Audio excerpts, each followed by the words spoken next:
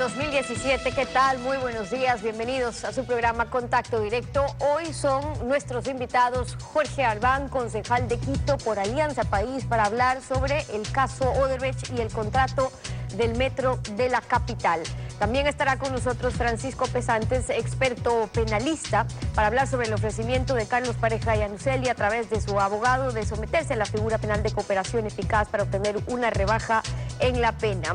¿Qué dice el Código Penal al respecto? También lo vamos a examinar. Y además, María Cristina Cronfle, asambleísta PSC Madera de Guerrero, y su réplica a María José Carrión, asambleísta de Alianza País, presidenta de la Comisión de Fiscalización, sobre el accionar de la oposición en cuanto a legislación y fiscalización. Lo vamos a analizar.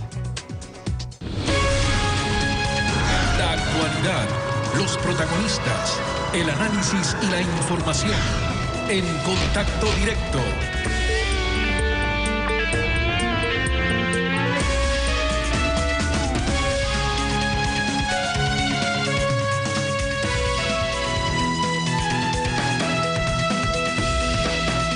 Buen día, ¿cómo te va? Hola Estefi, amigos televidentes, un buen día para todos. Saludamos también a Jorge Albán, concejal de Quito por Alianza País, quien se encuentra ya en los estudios de la capital de la República. Buenos días. Buenos días, muchas gracias. El alcalde de Quito, Mauricio Rodas, se encuentra en Estados Unidos y mantiene reuniones con autoridades de ese país para solicitar información que permita conocer quiénes son las personas que recibieron los sobornos de los que habla el Departamento de Justicia de Estados Unidos. ¿Era eso lo que ustedes esperaban del alcalde? No exactamente. Mire, cuando se produce el escándalo de Odebrecht en el Brasil, surgió la preocupación natural y hubo una explicación bastante consistente por parte de la gente que trabaja en el metro, en el sentido de que el contrato con el consorcio y el contrato entre los miembros del consorcio garantizaban que si alguna de las empresas tenía algún problema, podía salir del consorcio y la otra asumir, evidentemente, las responsabilidades totales. Sobre esa base se avanzó en la firma del contrato, pero conforme avanzan los días, nos enteramos de manera informal de dos situaciones adicionales. La una, que la empresa Odebrecht había pedido salir del consorcio y en el mes de septiembre, y no teníamos una información oficial clara, precisa, de en qué punto estaba la cosa y cómo se iba a rematar el proceso y los problemas que eventualmente podrían surgir. Evidentemente había que saber eso con detalle y luego y paralelamente había que hacer una investigación. Como es un procedimiento normal, los concejales de Alianza País pedimos al fiscal que haga una investigación exhaustiva, ágil, sobre todos los contratos que Odebrecht ha realizado en el país y con el municipio de Quito. Con todos, sin excepción. Desde 1987 en adelante. Uno de ellos, evidentemente, y tal vez el más grande, es el contrato de construcción del metro. Y ese es un tema natural, y lo que se hizo es preguntar al alcalde cómo está el proceso de ejecución del metro. Y él nos convocó a una reunión en donde la verdad es que nos dejaron más preocupaciones que tranquilidad. Porque usted se puede imaginar que el alcalde llegue a decir que los estudios estaban mal hechos y a pesar de eso se contrató la obra. Fue una imprecisión en la expresión del alcalde, tal vez, pero corríjalo. Exactamente qué quiso decir, pero es bastante preocupante que se diga eso. Ahora, don Jorge... En segundo lugar... Jorge, el presidente Correa ha puesto en su cuenta de Twitter hace algunos días: caso Odebrecht, en Ecuador investigaciones avanzan, ha sido detenido Mauro T., todos saben que es el poder detrás del poder en el municipio de Quito, ha tenido depósitos millonarios en sus cuentas sin registrar ingresos al servicio de rentas internas, coincide con las fechas de contratación del metro. Por otro lado, el fiscal señala que lo que investiga en relación a Mauro T. es el cometimiento de un delito tributario y que nada tiene que ver con Odebrecht. Lo quiero invitar a escuchar lo que dijo el fiscal Galo Chiriboga el día de ayer. El pasado lunes, el presidente Rafael Correa relacionó a Mauro Terán, asesor del alcalde de Quito, Mauricio Rodas, con la empresa Odebrecht, que es parte del consorcio que construye el metro de la capital. Pero el fiscal aclaró que aún no existen pruebas para vincularlo con el caso Odebrecht. En el momento nosotros no tenemos evidencia sobre ese punto ahora.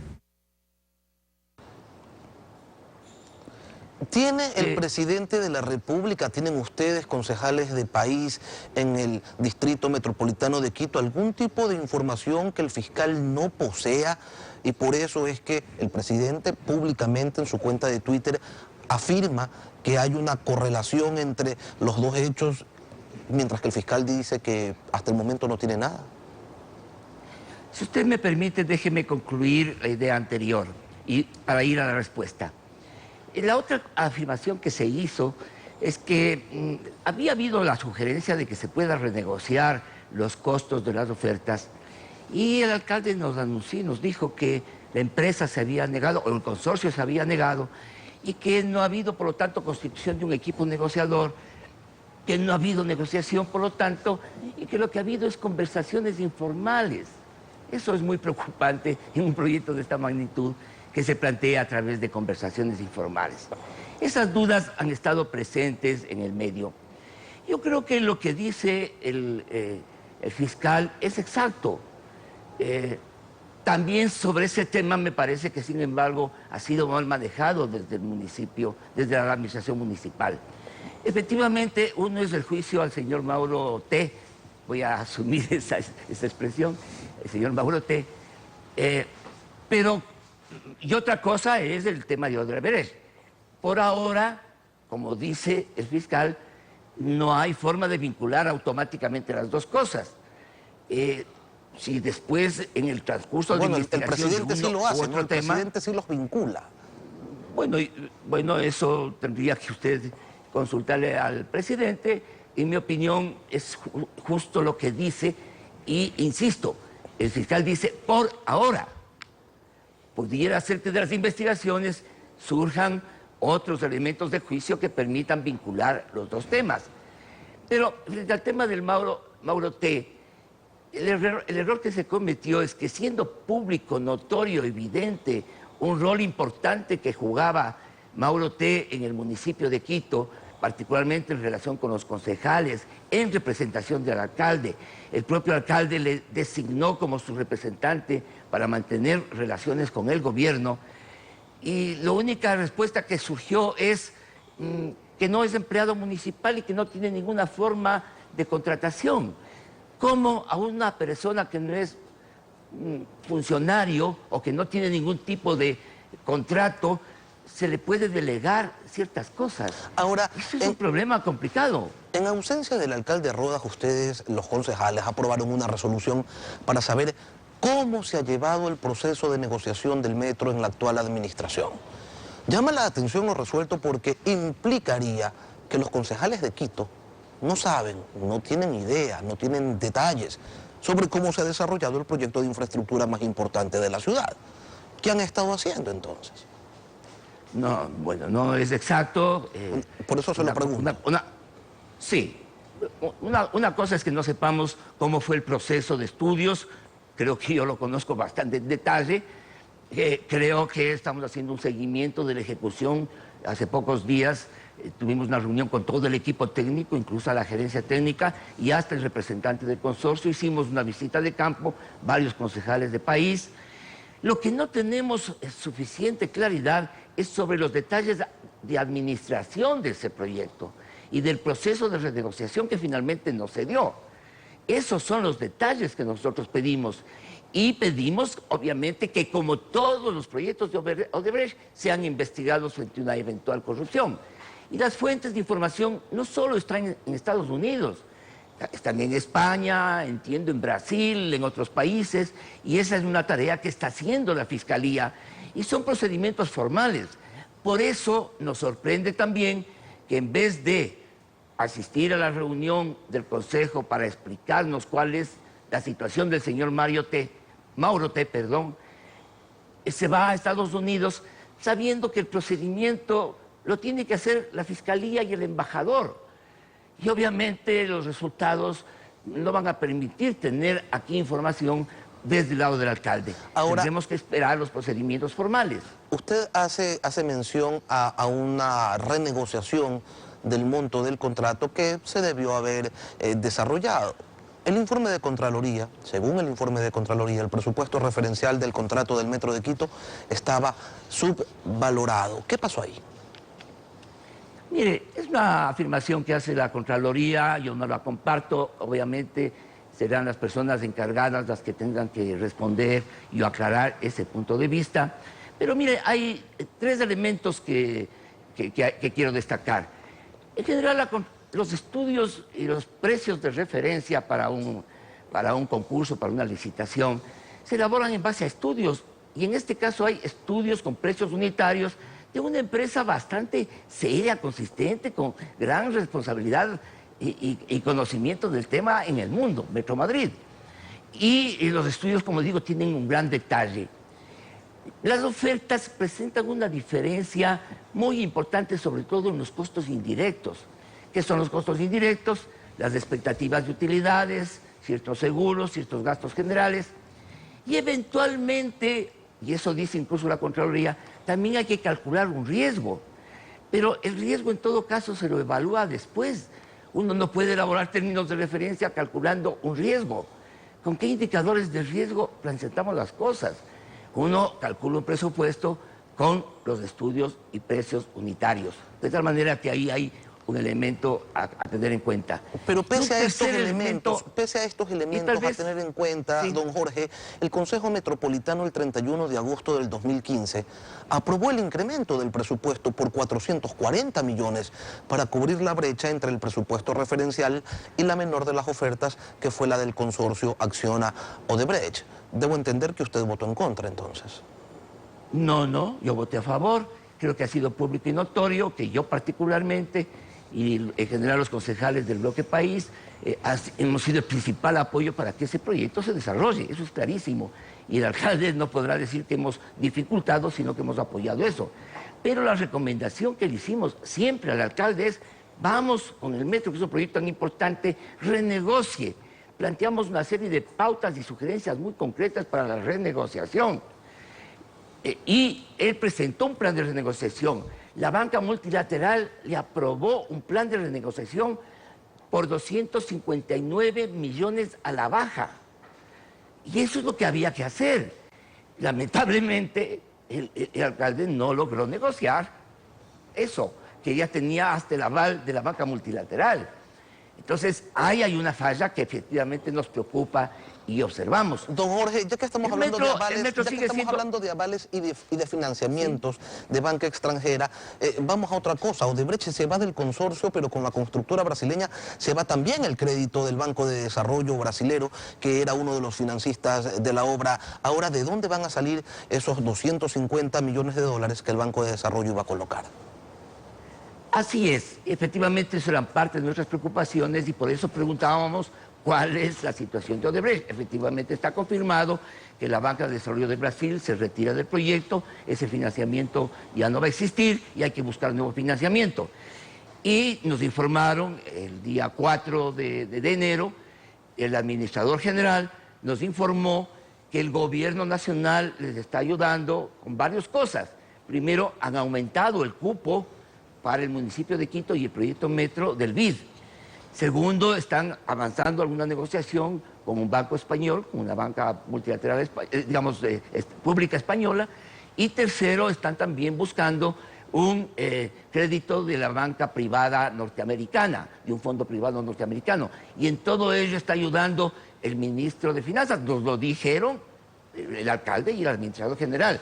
En ese marco sorprende de una manera increíble las afirmaciones del alcalde de que está recibiendo una persecución política por parte del gobierno nacional. O sea, es incoherente realmente esa afirmación. Jorge Albán, concejal de Quito por Alianza País, le agradecemos por acompañarnos esta mañana. Muy amable, encantado. Son las 7 de la mañana con 15 minutos. Al regresar estaremos conversando con Francisco Pesantes, experto penalista, para hablar sobre la figura de delación, cooperación eficaz. ¿Es posible aplicarlo en caso de algunos funcionarios públicos? ¿Qué dice el Código Integral Penal? Lo analizamos al volver. Quédese usted en nuestra sintonía. La justicia brasileña ha procesado al expresidente Lula por sus vínculos con Odebrecht, a la que servía como agente vendedor ofreciendo el financiamiento del Banco de Desarrollo del Brasil. Lo escribe Alfredo Pino Argot en la revista Vistazo, que ya está en circulación.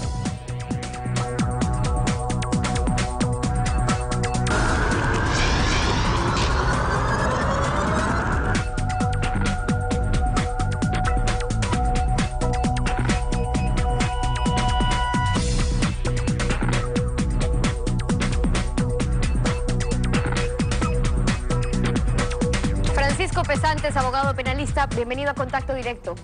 Gracias por la invitación, Estefan. Buenos días. Ahora que se han conocido algunos casos de corrupción y en los procesos judiciales que se siguen en varios de ellos, se ha planteado esta figura de cooperación eficaz que consta en el Código Integral Penal, es decir, la posibilidad de que la persona que está siendo procesada pueda colaborar con las autoridades para conseguir una rebaja de penas. Y sobre eso, recordemos lo que dijo, por ejemplo, aquí el abogado de Carlos Pareja Yanuseli, Javier Casar, en el caso que se investiga por la red de corrupción en Petroecuador. Él ha decidido comparecer en los procesos judiciales y sin descartar el hecho, como lo manifesté, de hacerlo personalmente. Comunicará a Fiscalía el hecho de que también dentro de su decisión, creo que ha analizado mucho este tiempo que ha pasado, de prestar una colaboración eficaz a la Fiscalía en todos los procesos para esclarecer los hechos. ¿Qué observaciones tiene de su experiencia sobre la cooperación eficaz? La cooperación eficaz es un sistema inventado en este nuevo Código Penal que ha sido publicado en el 2014. Su aplicación es muy rara, pero lo más raro es que tratándose de establecer responsabilidades penales, no aparecen datos que nos debería llevar a la conclusión de establecimiento y conocimiento de la figura penal de este nuevo código, porque en el anterior no lo había. Cooperación eficaz, según el Código Penal, en el artículo 491, son todos los datos que nos lleven a esclarecer la responsabilidad del autor y todos los cómplices que lo rodean, cuentas, bancos, sumas millonarias que se hayan repartido. Lo que yo he observado y lo vengo pregonando como abogado del Ecuador es que en el artículo 494, inciso segundo, dice algo que choca contra la Constitución y que algo que ya alarma a la ciudadanía. El 494 dice que todas las actuaciones relacionadas con la cooperación eficaz, es decir, lo que está pidiendo el señor Pareja Yanuseli, deberán ser guardadas bajo secreto y mantenidas fuera de las actuaciones Eso judiciales. quiere decir que si uno de los enjuiciados en temas de corrupción incluso llega a un acuerdo de cooperación, el fiscal Chiriboga estaría obligado a guardar como secreto todo lo que informen los enjuiciados. ¿Cómo aporta así a la cooperación eficaz? El Código Penal es derecho público y en derecho público solo puede hacer lo que él ordena. Y si ordenado está misteriosamente que sea secreto, todo lo que me cuenten a mí como fiscal, es más, que todos los documentos, cuentas, estados de cuenta de bancos y balances no los puedo incorporar al proceso. Eso es peor todavía, porque eso viola las garantías constitucionales del debido proceso, del ejercicio a la defensa. ¿Y qué le preocupa de que las actuaciones con la cooperación tengan o puedan ser mantenidas bajo secreto por el fiscal que esté llevando el caso? Porque choca contra disposiciones elementales de la Constitución de la República, que nos garantiza una justicia imparcial, que dice que todo proceso es público, que dice que tenemos el derecho a la defensa. ¿Cómo sabemos si el enjuiciado, el que está en la cooperación eficaz, involucra a terceros? ¿Cómo lo sabemos? ¿Hasta cuándo es secreto? No lo dice. Secreto para el resto de la vida. Es decir, que ustedes ecuatorianos nunca se van a enterar quiénes fueron, cuántos se robaron y etcétera. Eso es ilegal. Pero eso contradice un poco a la intención de la cooperación eficaz. Es decir, si de la información que se recibe a través de la cooperación eficaz, si un implicado relata cómo funcionaba la red, quiénes son los involucrados, quién recibió el dinero, cómo, y es un hecho comprobable, porque eso es otro tema, eso le permite tener elementos a la autoridad para actuar. Y entonces, ¿cómo esas actuaciones pueden ser mantenidas fuera de actuaciones judiciales, según lo que usted menciona? Lamentablemente, lo que tú anotas es verdad, pero fue redactado por personas que en su gran mayoría, los asambleístas, no tenían educación jurídico-penal. Entonces, hacen chocar lo bueno de esta institución, que venga a cooperar el enjuiciado y nos diga toda la verdad completa, versus el 494, inciso segundo, que lo vuelve secreto. Entonces, eso es lo que hay que derogar y que lo que ningún juez debe aplicar en este momento por mandatos expresos de la misma Constitución. Porque lo que está vigente es que hay un artículo, el artículo 45, que dice de las circunstancias atenuantes de la infracción penal y que el colaborar eficazmente con las autoridades de la investigación de la infracción, el artículo 46, en cambio, a la persona procesada que suministre datos o informaciones precisas, verdaderas, comprobables y relevantes para la investigación, se le impondrá 1/3 de la pena que le corresponda siempre que no existan agravantes no constitutivas o modificatorias de la infracción. O sea, lo que podrían aspirar quienes cooperan, ya vamos a hablar qué pasa con funcionarios públicos, pero quienes cooperan con la justicia es recibir una rebaja de penas de esa magnitud. Hasta ese límite estamos de acuerdo. Es decir, que alguien colabore con la Administración de Justicia dando datos importantes que sean ciertos y comprobables. Hasta ahí sí. Lo que yo critico es la disposición esta de secreto. Ya no estamos en la Edad Media, eso se acabó hace rato. La misma Constitución aprobada en el 2008 dice que todo proceso es público y eso choca contra la moral pública. Uno de los principios del proceso penal es la búsqueda integral de la verdad. ¿Qué búsqueda integral de la verdad va a haber cuando la gran cantidad de pruebas aportadas por el que está cooperando no llega al proceso? Claro, yo me refería al tema de las rebajas porque el artículo 46 dice 1/3 de la pena, digo, como rebaja, siempre que no existan agravantes no constitutivas o modificatorias. ¿Y qué dice el 47? Que son circunstancias agravantes de la infracción el aprovechar su condición de servidor público para el cometimiento de un delito, es decir, que esa no aplicaría para todos los funcionarios públicos que se valieron de su cargo para cometer un acto de corrupción. En la parte pertinente ya expresada es correcto, no aplicaría, pero choca porque aquí en este Código Penal hay varias cosas que chocan, por lo mal redactado y por la imprecisión de sus términos. Todo tiene que tener una prescripción, y aquí en el secreto que establece el 494 no le pone fecha. Eso es lo malo. El caso Odebrecht, en ese caso el gobierno dijo que pues no iba a aceptar sin pruebas ni beneficio de inventario las versiones de los directivos de esta empresa que se había declarado culpable de estos actos de corrupción y que para atenuarlos está negociando su responsabilidad ante la justicia estadounidense.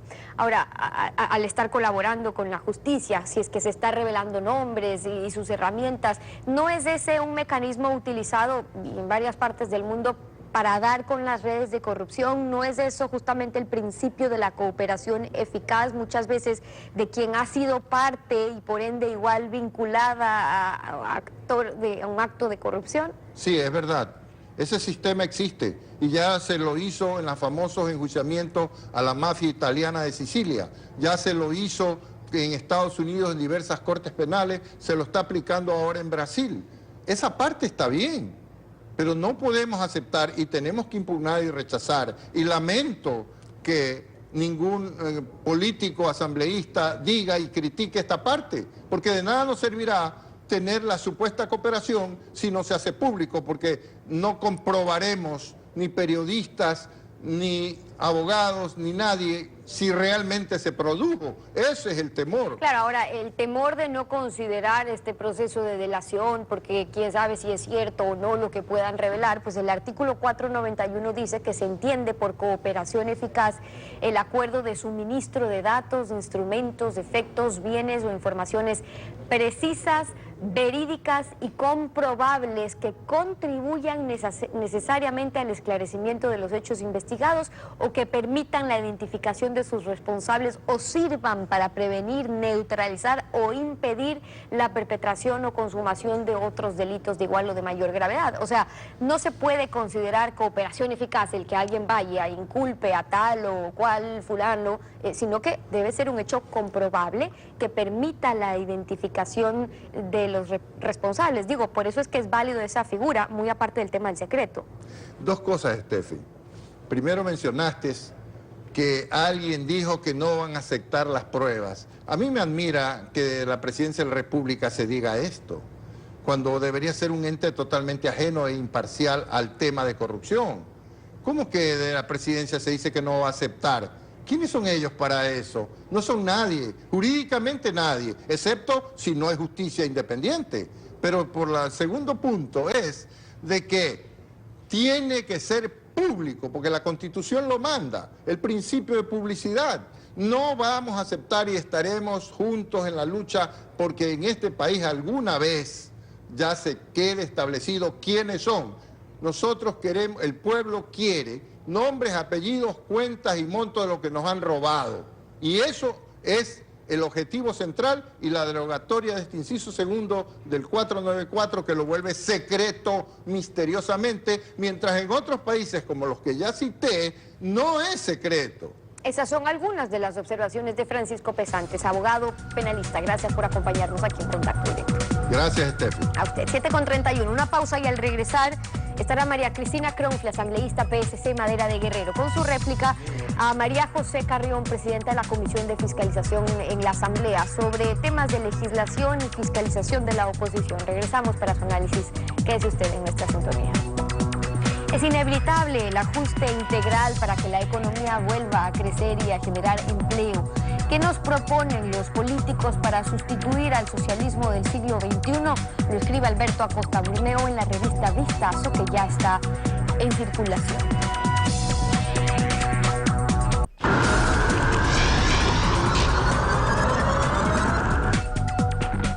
El pasado 3 de enero, en este programa de opinión, la presidenta de la Comisión de Fiscalización de la Asamblea Nacional se expresó en los siguientes términos.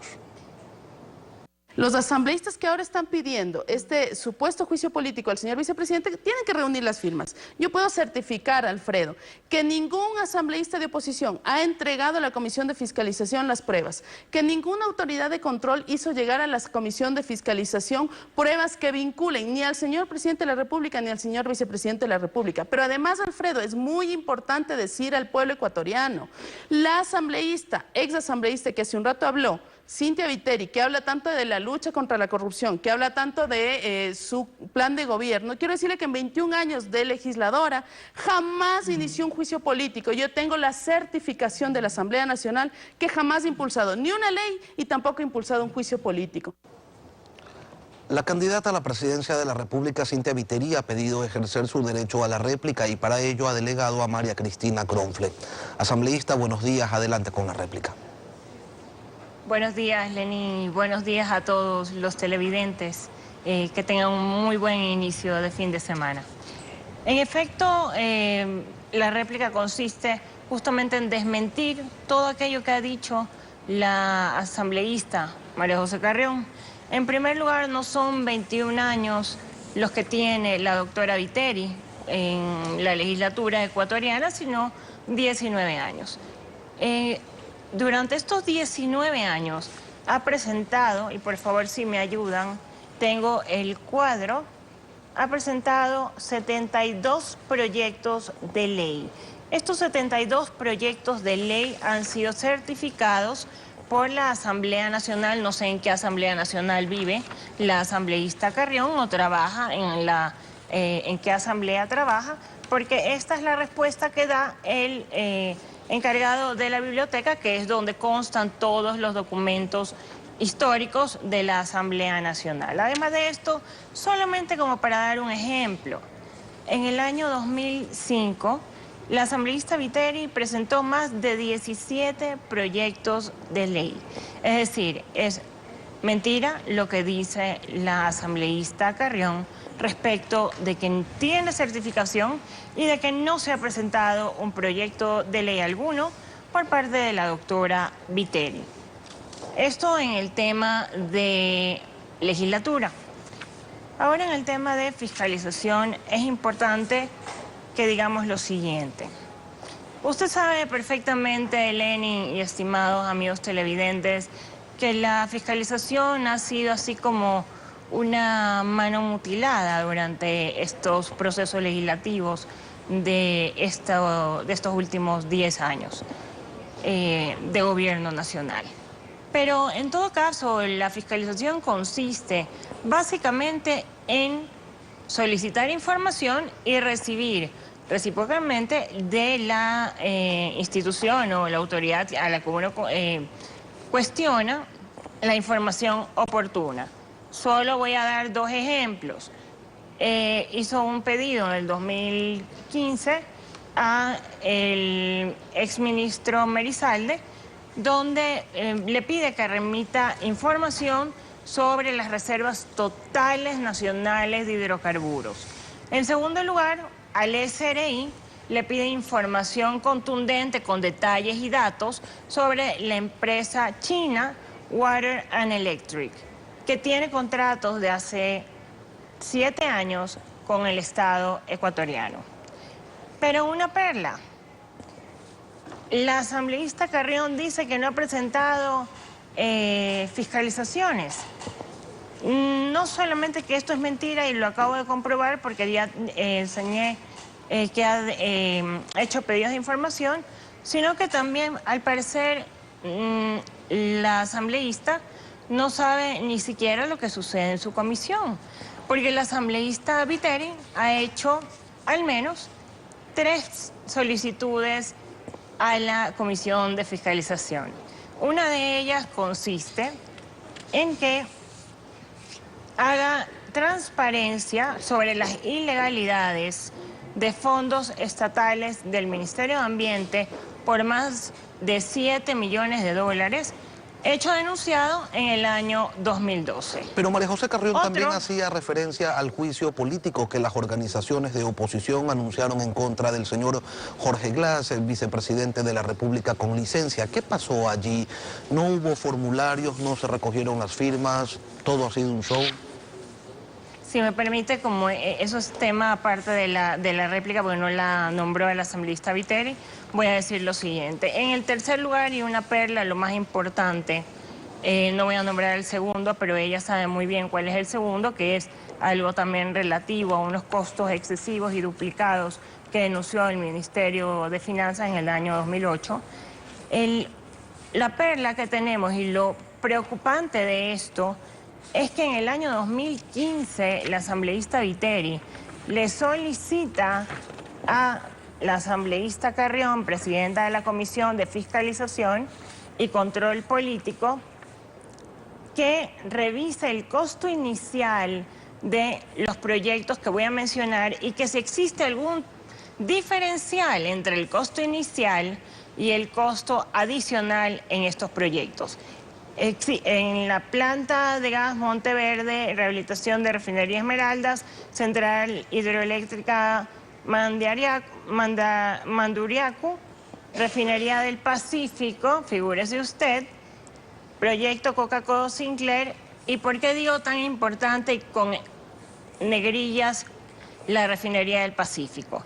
Porque acto seguido le dice que en caso de que en su comisión no estén abiertos ningún expediente respecto de estos temas de costos adicionales a los principales establecidos en los proyectos, literalmente me permito leer lo que le dice la doctora Viteri a la asambleísta Carrión. De no existir investigación alguna en este sentido, solicito se inicie de inmediato el trámite en este sentido. Es decir, desde el año 2015, la asambleísta Viteri le solicita a la asambleísta Carrión, la ex asambleísta Viteri y hoy candidata a presidencia de la República, le solicita que investigue sobre estos sobreprecios y ya sabemos quién fue contratista de la refinería del Pacífico. ¿Hubo respuestas? En el tema que usted me comenta... ¿Y hubo respuestas a esto, no? No ha habido respuesta hasta ahora, no ha habido respuesta del asambleísta y esto es lo más preocupante todavía porque creería yo, y esto es una opinión muy personal, en que probablemente no tendríamos los casos tan graves de corrupción que se han dado en los últimos tiempos o denotado en los últimos tiempos si se hubiese hecho una investigación oportuna, precisa y fiel a lo que corresponde a la fiscalización en la Asamblea Nacional. En el tema del juicio político al vicepresidente Glass, debo insistir en que aún no hay tan siquiera las firmas, porque el asambleísta que dijo tener las pruebas, que hay más de uno que dicen tener las pruebas, no han recogido las firmas necesarias, que es 1/4 parte de los miembros de la Asamblea Nacional. El bloque de las 6 Madera de Guerrero está dispuesto a firmar por este juicio político, pero una vez que estos asambleístas presenten las pruebas y esté conforme al artículo 129 de la Constitución. María Cristina Cronfle, asambleísta del Partido Social Cristiano Madera de Guerrero, gracias por acompañarnos esta mañana. Me permite, Lenín, se nos acabó lamentablemente el tiempo, María Cristina. Sí, me permite desearles un buen feliz fin de semana y además puedo decir que todo esto es muestra de que es necesario ya un cambio positivo. Muchas gracias a María Cristina Cronfle, asambleísta de la lista 6, Partido Social Cristiano, de este fin. Tenemos que concluir así esta emisión de Contacto Directo a ustedes. Gracias a su confianza y sintonía. Nos volvemos a encontrar la próxima semana, Lenín. Será hasta entonces un buen fin de semana para todos.